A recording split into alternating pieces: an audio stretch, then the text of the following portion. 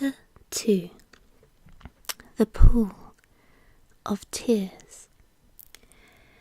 "Curiouser and curiouser," cried Alice. She was so much surprised that for the moment she quite forgot how to speak good English. "Now I'm opening out like the largest telescope there ever was. Goodbye, feet."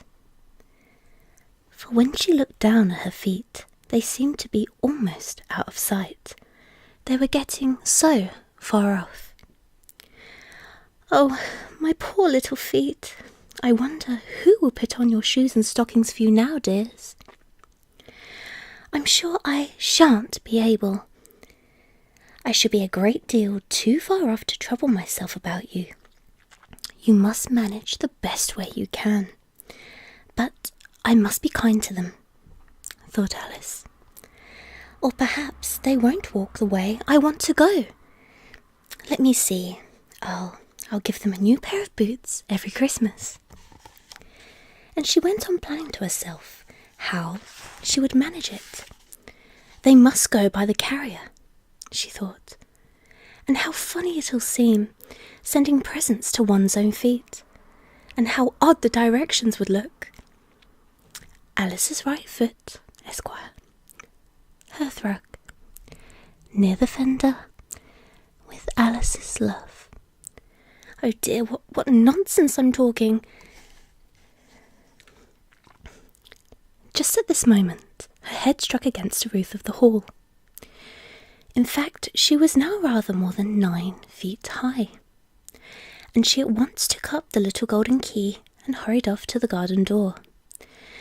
Poor Alice, it was as much as she could do, lying down on one side, to look through into the garden with one eye, but to get through was more hopeless than ever. She sat down and began to cry again. "You ought to be ashamed of yourself," said Alice. "A great girl like you," she might as well say this, "to go on crying in this way. Stop this moment, I tell you."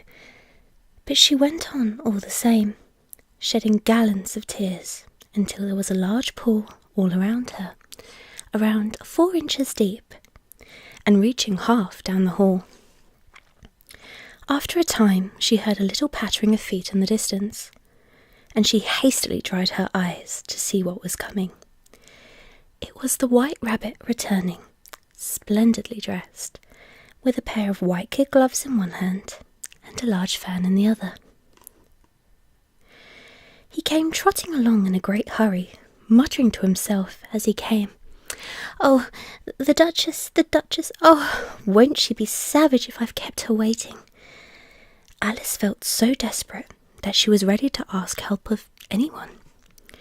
So when the White Rabbit came near, she began in a low, timid voice, "If you please, sir." The rabbit started violently, dropped the white kid gloves and the fan, and scurried away into the darkness as hard as he could go. Alice took up the fan and the gloves, and, as the hall was very hot, she kept fanning herself all the time she went on talking. "Dear, dear, how queer everything is today. And yesterday's things went on just as usual. I wonder if I've been changed in the night. Let me think. Was I the same when I got up this morning? I almost think I can remember feeling a little different. But if I'm not the same, the next question is, who in the world am I? That's the great puzzle."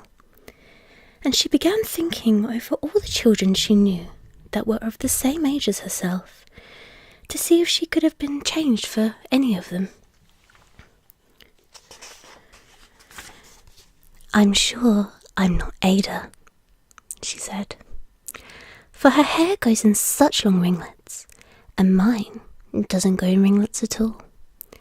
And I'm sure I can't be Mabel, for I know all sorts of things, and she knows such a very little. Besides, she's she, and and oh dear, how puzzling it all is. I'll try if I know all the things I used to know. Let me see. 4 times 5 is 12. And 4 times 6 is 13. And 4 times 7 is... Oh dear, I shall never get to 20 at that rate. However, the multiplication table doesn't signify. Let's try geography. London is the capital of Paris. And Paris is the capital of Rome. And Rome... No, that's all wrong. I'm certain I must have been changed from Mabel. I'll try and say, how doth the little? And she crossed her hands on her lap, as if she were saying lessons, and began to repeat it, but her voice sounded hoarse and strange, and the words did not come the way they used to do. How doth the little crocodile improve his shining tail, and pour the waters of the Nile on every golden scale? How cheerfully he seems to grin, how neatly spreads his claws, and welcomes little fishes in with smiling gentle jaws. I'm sure those are not the right words, said poor Alice, and her eyes filled with tears again as she went on. I must be Mabel after all, and I shall have to go and live in that poky little house, and have next to no toys to play with, and ever so many lessons to learn. No, I've made my mind up.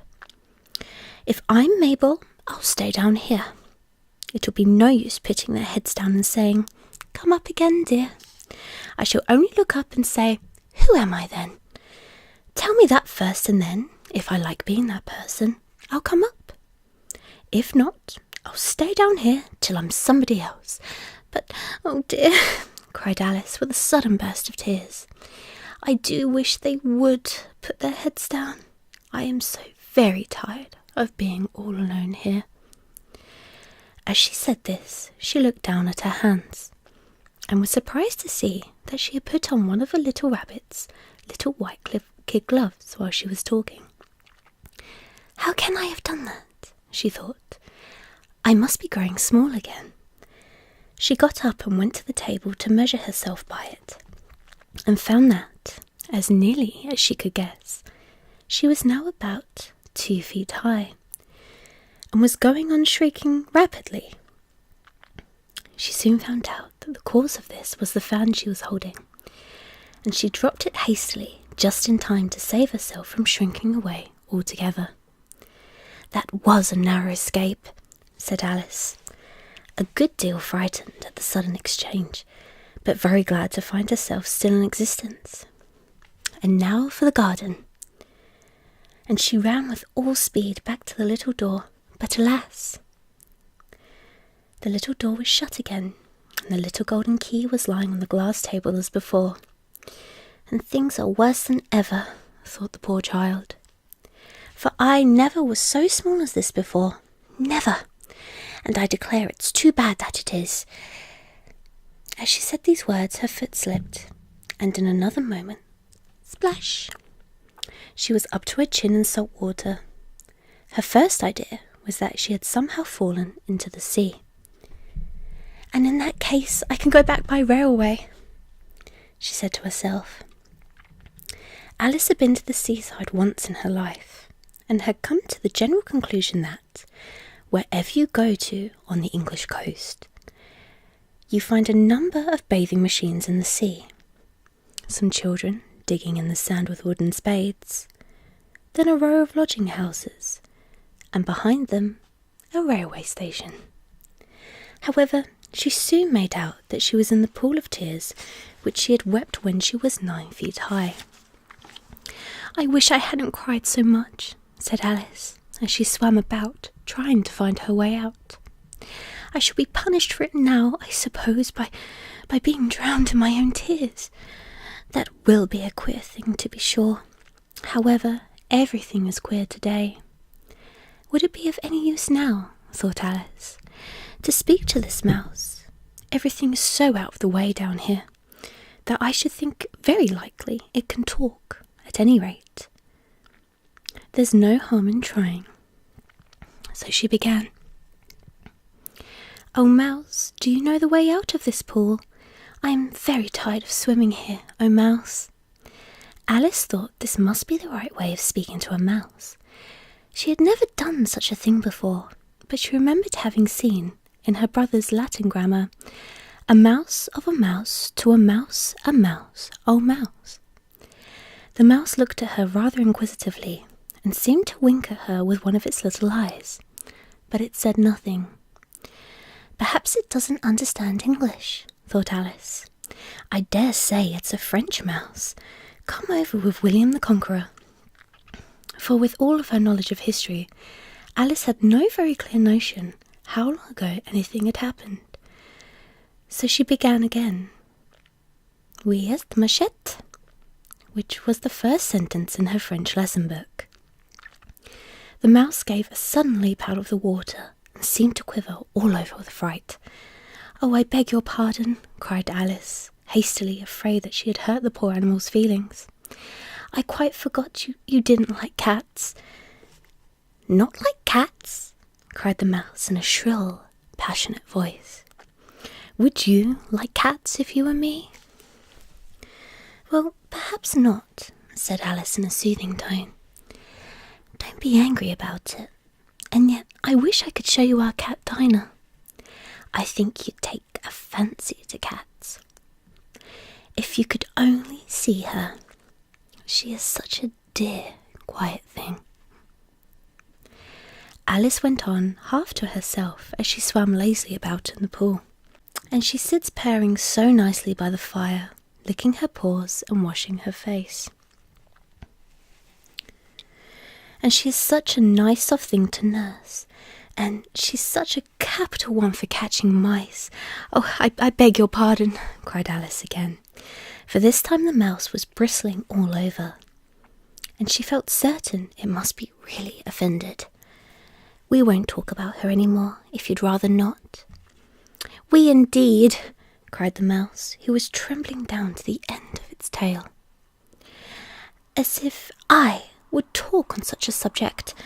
Our family have always hated cats. Nasty, low, vulgar things. Don't let me hear the name again." "I won't indeed," said Alice, in a great hurry to change the subject of conversation. Are you fond of dogs?" The mouse did not answer, so Alice went on eagerly. "There is such a nice little dog near our house. I should like to show you. A little bright-eyed terrier, you know, with such curly brown hair. And it'll fetch things when you throw them. And it'll sit up and beg for its dinner. And all sorts of things. I can't remember half of them. And it belongs to a farmer, you know. And he says it's so useful, it's worth £100. He says it kills all the rats and..." "Oh dear," cried Alice in a sorrowful tone. "I'm afraid I've offended it again," for the mouse was swimming away from her as hard as it could go, and making quite a commotion in the pool as it went. So she called softly after it, "Mouse dear, do come back again, and we won't talk about cats, or dogs either, and if you don't like them." When the mouse heard this, it turned round and swam slowly back to her. Its face was quite pale, with passion, Alice thought, and it said in a low, trembling voice, "Let us get to the shore, and then I'll tell you my history, and you'll understand why it is I hate cats and dogs." It was high time to go, for the pool was getting quite crowded with the birds and animals that had fallen into it. There was a duck and a dodo, a lory and an eaglet, and several other curious creatures. Alice led the way, and the whole party swam to the shore. Now, that was the end of chapter 2. I hope you guys enjoyed it, and I will be back with chapter free.